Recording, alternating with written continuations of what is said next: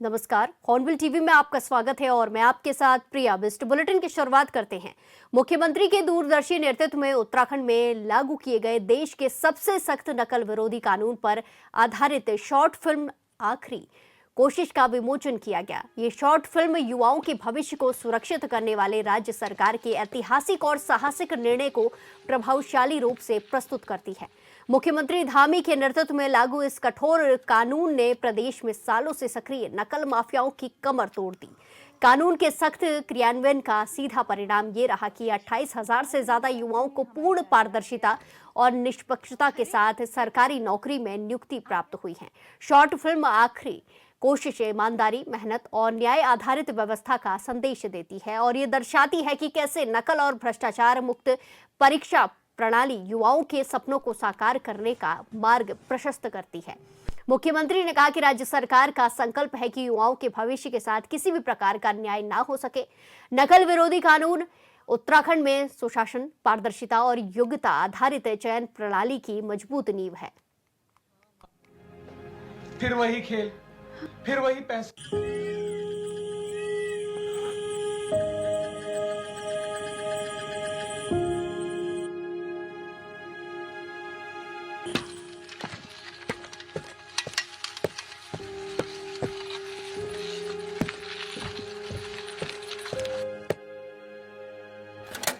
प्यारे दर्शकों नमस्कार। दोस्त नहीं होने चाहिए।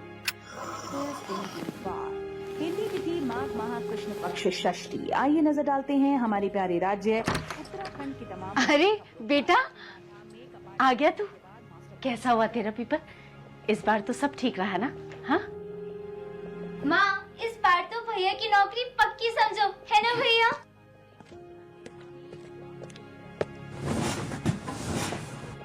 बेटा कुछ तो बोलो, तुम्हारा पेपर कैसा हुआ? पेपर नहीं था बाबूजी, दोबारा मजाक था हम जैसे लड़कों के साथ, फिर लीक हो गया। क्या? फिर से लीक हो गया पेपर? हाँ माँ, फिर वही खेल, फिर वही पैसे, फिर वही खरीद फरोख्त और फिर हमारी मेहनत कूड़ेदान में।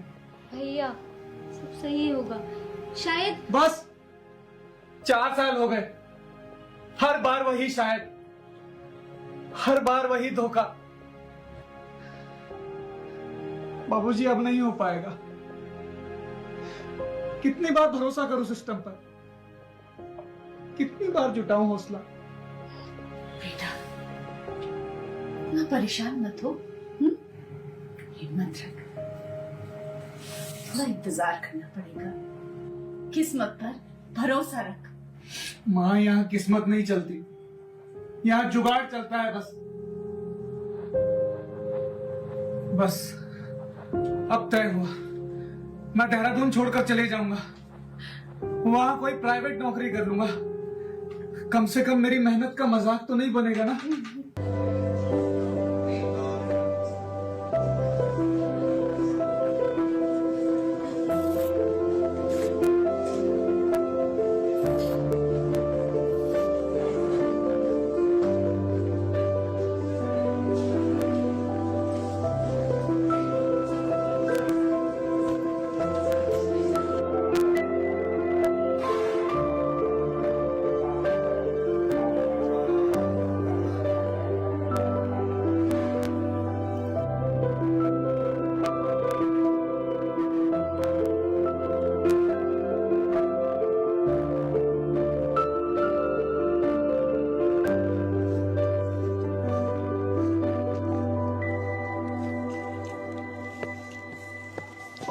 अरे अभिनव, अभिनव बेटा, सब ठीक तो है ना?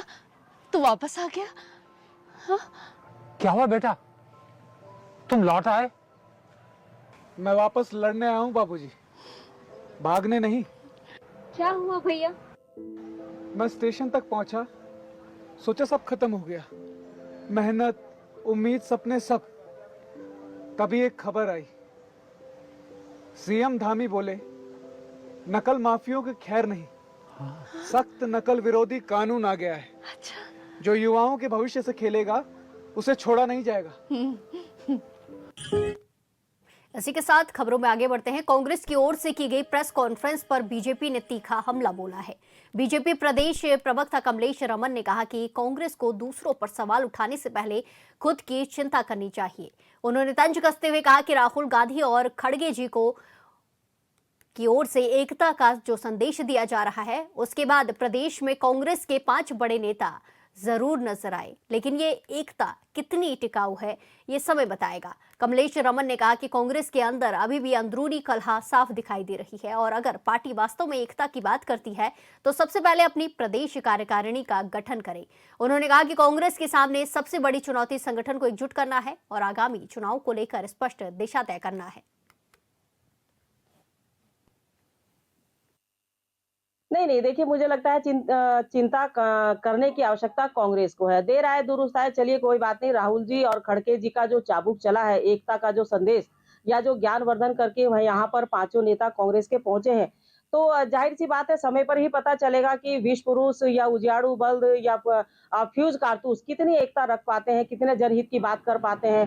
क्योंकि अभी तो वहां पर जो द्वंद है, पहले अगर वो एकता की बात करे तो पहले वो अपनी कार्यकारिणी ही बना ले, पूरी पुरानी कार्यकारिणी से ही उनका काम चल रहा है। तो सबसे बड़ी चुनौती प्रदेश अध्यक्ष के लिए उनके कार्यकारिणी बनाने की होगी कि क्या वो एकजुट होंगे। दूसरी चुनौती उनके लिए 2027 में, क्योंकि चुनाव है जिसको लेकर के वो इतने परपंच रचने का काम कर रहे हैं। मुख्यमंत्री का चेहरा कौन होगा, इस पर भी अभी बहुत बड़ा द्वंद कांग्रेस में होने वाला है। तो तब पता चलेगा कि उनकी राहें जुदा होंगी या एक होकर के चलेंगे। अब देखते हैं कि राहुल और खड़गे जी का जो चाबुक है वो कितनी उनकी एकता को कायम रख। इसी के साथ खबरों में आगे बढ़ते हैं। 2027 में होने वाले विधानसभा चुनाव को लेकर बीजेपी ने रणनीतियां बनानी शुरू कर दी है। नेताओं को जिम्मेदारी भी सौंपी जा रही है। वहीं बीजेपी प्रदेश महामंत्री कुंदन परिहार का कहना है कि बीजेपी पूरी तरह चुनाव के लिए तैयार है। साथ ही उन्होंने कई अन्य मुद्दों पर भी हॉर्नबिल टीवी से खास बातचीत की है। बीजेपी प्रदेश महामंत्री कुंदन परिहार जी हमारे साथ मौजूद हैं। कुंदन जी, 2027 की किस तरह की तैयारियां हैं पार्टी की और किस तरह से अब आप लोगों ने जिम्मेदारियां भी देनी शुरू कर दी हैं, क्योंकि अब बहुत ज़्यादा समय नहीं बचा है इलेक्शन में?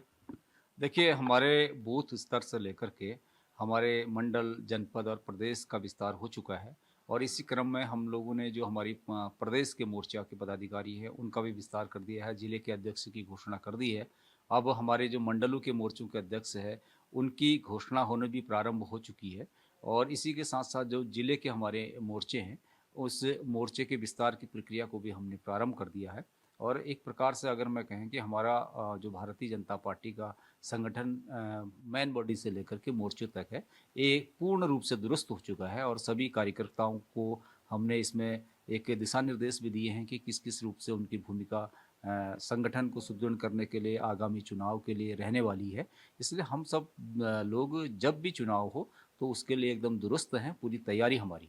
हर मोर्चे पर विपक्ष सरकार को घेरते हुए नजर आता है। कई तरह के मुद्दे इस बार ऐसे हैं जो हावी हैं, किस तरह से उनको भी डील किया जाएगा? और क्योंकि विपक्ष भी कह रहा है कि 2027 हम लोग फतेह करेंगे।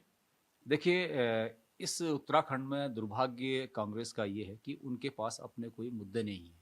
कांग्रेस की भूमिका केवल और केवल एक टूल किट की तरह इस उत्तराखंड में रही है। वो जब कोई कहीं से कोई मुद्दा निकलता है तो कांग्रेस उस मुद्दे को पकड़ करके चलती है और कांग्रेस ने कभी भी कोई ऐसा मुद्दा नहीं उठाया स्वयं कि जिससे उत्तराखंड की जनमानस उन पर विश्वास कर सके, क्योंकि कांग्रेस पहले ही इस उत्तराखंड की जनता का विश्वास को बार बार के चुनाव में हम देखते हैं कि वो खो चुकी है। और अब कांग्रेस का कोई न तो संगठन का उनकी कोई ऐसी संरचना है। आप देखते हैं कि हम प्रदेश अध्यक्ष की घोषणा हुई है और तब से लेकर के अब तक कोई उनका विस्तार करने की स्थिति में नहीं है। वो विस्तार किस सीमा तक करेंगे ये भी उन सब में एक असमंजस की स्थिति बनी हुई है। केंद्रीय नेतृत्व करता है कि छोटा आकार के रूप में आप विस्तार करो, वो चाहते हैं कि हम बड़े रूप में इसको विस्तार करना चाहते हैं। भाई, आप क्या करना चाहते हैं ये अभी तक आपकी जो नीति है वो स्पष्ट नहीं कर पाए हैं, तो आप जनता के बीच में अपनी नीति को क्या स्पष्ट कर पाएंगे? इसलिए कांग्रेस एक केवल और केवल इस उत्तराखंड में एक टूल किट की तरह मात्र रह चुकी है। कुंदन जी, वीबी जी राम जी आप लोग योजना लेकर के आए, कितना फायदा आप इसका मान भी रहे हैं, क्योंकि विपक्ष तो लगातार खामियां इसमें देख रहा है?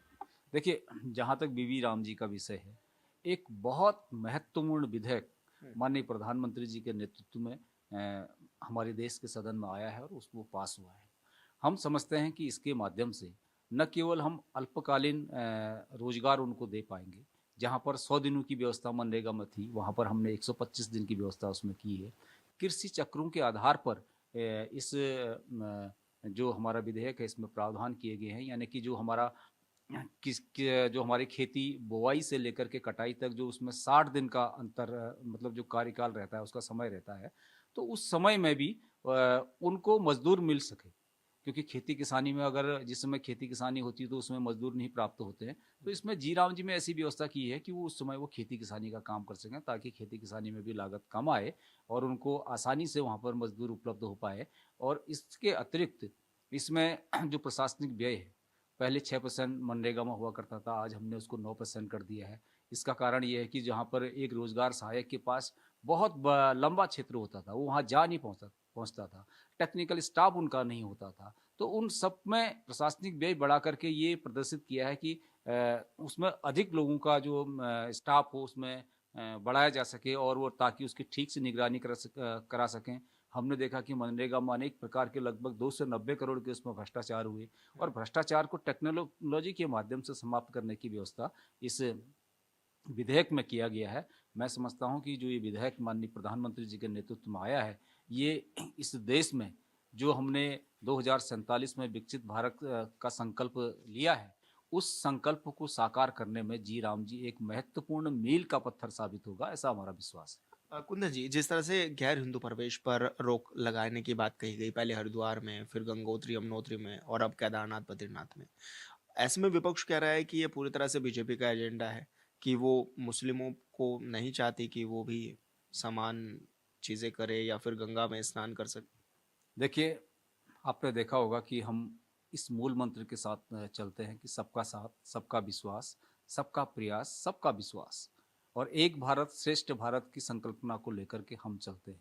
लेकिन दुर्भाग्यवश पिछले कुछ समय से हम देख रहे हैं कि देश के अनेक स्थानों में भी और यहाँ भी कोई अपना नाम बदल करके या फिर कोई इस प्रकार का हमारी डेमोग्राफी को चेंज करने का यहाँ पर प्रयास किया जा रहा है। तो इसी कारण से जो इस प्रकार का कदम उठाना पड़ रहा है कि जो गैर हिंदू है वहाँ पर वर्जित ना करें। कई बार वहाँ पर लोग अपना मूल जो नाम है उसको बदल करके, अपने वेशभूषा को बदल करके वहाँ पर जाते हैं और अनेक प्रकार के वहाँ पर जो कृत्य हैं उनको करते हैं। तो उसी के कारण से ये सब करने की आवश्यकता पड़ रही है। हम समझते हैं कि इसके पीछे जो हमारा मूल उद्देश्य है कि यहाँ की डेमोग्राफी, क्योंकि ये देवभूमि है, इस देवभूमि ने सारे भारतवर्ष को ही नहीं सारे विश्व को एक नई जो एक सोच दी है, एक नया संस्कार दिया है। तो हम इसकी डेमोग्राफी को कभी भी परिवर्तन नहीं होने देंगे, इसीलिए ये कदम उठाए जा रहे हैं। धन्यवाद सर, हमसे बातचीत करने के लिए। कुंदन परिहार जी हमारे साथ थे, जो कि तमाम विषयों पर हमारे साथ बातचीत कर रहे थे। हॉर्नबिल टीवी के लिए देहरादून से विशाल गर्ग। बाजपुर थाने में दर्ज 420 के एक मामले को लेकर विधायक अरविंद पांडे ने उत्तराखंड के डीजीपी दीपम सेठ से मुलाकात की है और निष्पक्ष जांच की मांग उठाई है, जिसमें विधायक के कुछ पारिवारिक सदस्य नामजद हैं। इस पूरे मामले पर अपनी बात रखते हुए विधायक अरविंद पांडे ने कहा कि जांच में उनके परिवार का कोई भी सदस्य दोषी पाया जाता है तो उसके खिलाफ कानून के तहत सख्त कार्रवाई होनी चाहिए।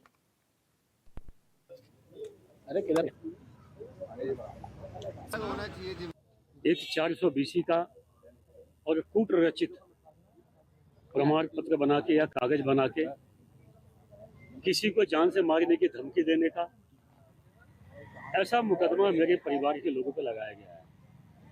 तो उसी विषय को लेके आज मैं डीजीपी महोदय से मिला और मेरी मात्र इतनी मांग है कि जो मेरी फैमिली के लोगों पे मुकदमा लगा है, इस मुकदमे की जांच दोनों पक्षों का, मुकदमा लिखवाने वाले का भी और जिन पे मुकदमा लगा है उनके ऊपर, सभी के ऊपर, और उसमें मुझको भी शामिल किया जाए।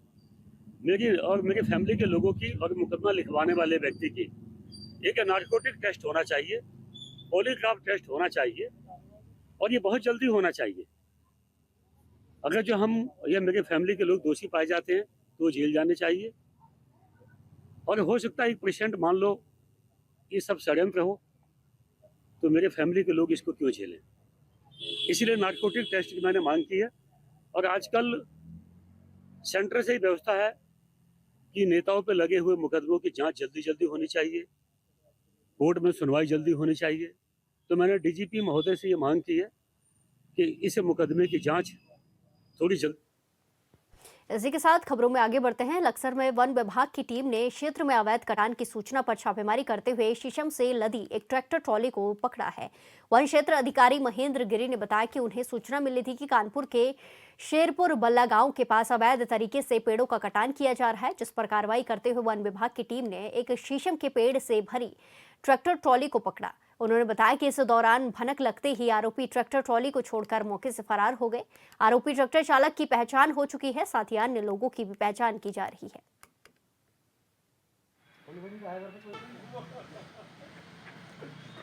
इसमें जो है कल एक सूचना मिली थी कि जो है शेरपुर बेला जो गांव है उस तरफ साइड में जो है कास्ट क्षेत्रों में शीशम वृक्षों को खेतों से काट कर ले जाने का प्रयास किया जा रहा है। उसकी सूचना के क्रम में जो है हमने एक टीम बना के तत्काल हम जब मौके पर पहुंचे तो उससे पहले संभवतः हमारे वाहन की जो है आने की सूचना उन लोगों को लग चुकी थी और वो लोग जो है इस ट्रैक्टर को जो है कच्चे रास्ते से ले आते हुए किसी खेत में छोड़कर फरार हो गए। इसमें शीशम प्रजाति के 2 वृक्ष की लकड़ी है। उपयोग की जो है पहचान की जा रही है। कुछ पहचान जैसे ट्रैक्टर स्वामी के रूप में और अन्य के रूप में हो भी चुकी है। इस खबर पर ज्यादा जानकारी के साथ सीधे जोड़ेंगे हमारे संवाददाता गोविंद चौधरी से। गोविंद, वन विभाग की टीम ने छापा मारकर एक शीशम से लदी हुई ट्रैक्टर ट्रॉली को जब्त किया है। आरोपी को क्या पकड़ा जा चुका है अभी तक, क्या कुछ अभी तक कार्रवाई हुई है? बिल्कुल, देखिए प्रिया, ये जी एक बड़ी कार्रवाई देखने को मिली जहां वन तस्करों के जिस तरह से हौसले बुलंद थे तो उसमें एक बड़ी कार्रवाई हुई है। ये पूरा मामला जो है खानपुर विधानसभा के शेरपुर बेला गांव का है, जहां पर एक गुप्त सूचना वन विभाग को मिली थी और कहा गया था कि इसमें शीशम प्रजाति के कुछ पेड़ों का यहाँ पर वन जो तस्कर हैं उसका कटान कर रहे हैं। तो इसी की सूचना पर वन विभाग ने एक पूरी यहाँ पर टीम तैयार की और उसमें छापेमारी करी। और छापेमारी के दौरान हालांकि जिस समय वन विभाग की यहाँ पर टीम पहुंची तो तमाम जो तस्कर थे वो भागने में यहाँ कामयाब रहे। और हालांकि वन विभाग ने एक ट्रैक्टर ट्रॉली को यहाँ पर जब्त किया है और दावा ये किया जा रहा है कि जो शीशम प्रजाति के 2 पेड़ से कटी ये ट्रैक्टर ट्रॉली को यहाँ पर बरामद किया है। हालांकि कार्रवाई की अगर बात करें तो हालांकि अभी तक जो है इस वाहन को यहाँ पर सीज कर दिया गया है और जो ट्रैक्टर चालक है उसकी यहाँ पर पहचान कर ली गई है। हालांकि छापेमारी के दौरान अभी तक जो है जो तस्कर हैं वो यहाँ पर फरार बताए जा रहे। जानकारी ये भी सामने निकल कर आई है कि ये शीशम प्रजाति के जो पेड़ थे वो किसी खेत में किसान के खड़े थे जिन्हें बिना अनुमति के यहाँ पर काटा जा रहा था, जबकि शीशम प्रजाति के जो पेड़ होते हैं उनकी एक अनुमति लेनी होती है। इन पर कोई अनुमति यहाँ पर नहीं थी। लेकिन हालांकि अभी वन विभाग ने जो कटान के जो औजार हैं यहाँ पर उनको भी जब्त किया है और पहचान करने में यहाँ पर वन विभाग की टीम जुटी है। हालांकि छापेमारी के दौरान जिस तरह से नाम निकलकर सामने आए, अभी तक कोई भी तस्कर जो है वन विभाग की टीम को नहीं मिला है और उनकी लगातार पहचान करने और उनकी गिरफ्तारी के यहाँ पर प्रयास किए जा रहे हैं। लेकिन जिस तरह से ऐसे में ये सामने आया है कि जी बिल्कुल, ऐसे में ये सामने आया है कि जो चालक था उसकी पहचान कर ली गई है, तो वो कौन था, कोई सामने उसका नाम आया है? एक बड़ी कामयाबी यहाँ पर वन विभाग को यहाँ पर मिली है। धन्यवाद गोविंद, हमारे साथ तमाम जानकारी साझा करने के लिए।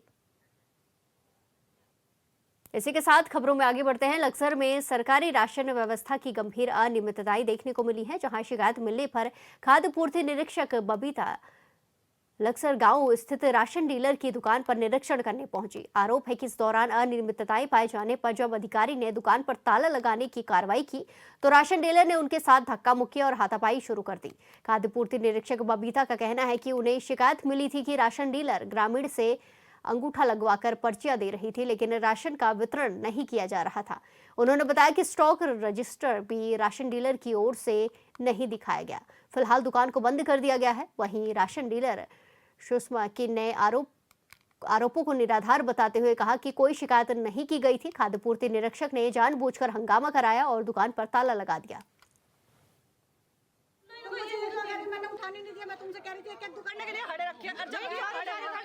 मैं आज सूचना आयोग गई थी तो मुझे शिकायत मिली यहाँ से कि इनके द्वारा केवल राशन की पर्चियाँ दी जा रही है, उनसे अंगूठे लगवाए जा रहे हैं और पीले कार्ड धारकों से पैसे भी ले जा रहे हैं, किंतु उनको राशन उपलब्ध नहीं कराया जा रहा। इसी संबंध में मेरे द्वारा यहाँ आया गया और इस संबंध में मेरे द्वारा ये दुकान पे अभी बंद किया गया। फिलहाल इनके द्वारा की गई, जैसे मैं ताला लगा रही थी तो इनके द्वारा मेरे साथ हाथापाई की गई, सब लोग आप लोगों के सामने। फिलहाल मैंने अभी ताला लगा दिया है, इसमें बंद कर दिया है। कल को आके इसके रजिस्टर लिए जाएंगे। स्टॉक रजिस्टर भी इनके द्वारा मुझे वितरण रजिस्टर भी उपलब्ध नहीं कराए गए और स्टॉक और वितरण रजिस्टर उपलब्ध कराने के बाद मेरे द्वारा यहाँ पे आके देख लिया जाएगा, मतलब स्टॉक का मिलान कर लिया जाएगा। कुछ भी शिकायत नहीं थी, सिर्फ इसने क्या करा, एक बंदा अपना भेजा, उस पर दंगा फसाद करवाया यहाँ पर, और वो दंगा फसाद कराने के बाद या तुरंत आली वहाँ से हवामारी बिल्कुल। जबकि ये कहीं जाती नहीं, जिस तरह ये आई है मेरी दुकान पर, वहाँ से हवामारी की तरफ, हेमा मालिनी की तरफ आएगी और आकर तड़ा लगा कर चली गई। इसका तो व्यवहार, इसका तो इतनी गंदी अधिकारी मनना नहीं देखी दुनिया पर। इसी के साथ खबरों में आगे बढ़ते हैं। उत्तरकाशी में स्वास्थ्य विभाग की लापरवाही के चलते अस्पतालों की स्थिति दिन प्रतिदिन बदहाल होती नजर आ रही है। अस्पताल परिसर से लेकर वार्डों तक चारों ओर गंदगी फैली है, जिससे कि मरीजों और परिजनों को गंभीर परेशानियों का सामना करना पड़ता है। अस्पताल में करीब 40 पैरामेडिकल स्टाफ तैनात होने के बावजूद साफ सफाई पूरी तरह से फेल है। ये लापरवाही किसी बड़ी समस्या का कारण बन सकती है। जिला मुख्यालय उत्तरकाशी से करीब 16 किलोमीटर दूर स्थित इस प्राथमिक स्वास्थ्य केंद्र में हालत इतने खराब है कि बरामदों, वार्डों और कार्यालय कक्षों में जगह जगह कूड़ा कचरा फैला हुआ है। वार्डों में धूल की मोटी परत जमी हुई है, जबकि शौचालय में गंदगी का अंबार लगा हुआ है। कूड़ेदान लंबे समय से खाली नहीं किए गए हैं।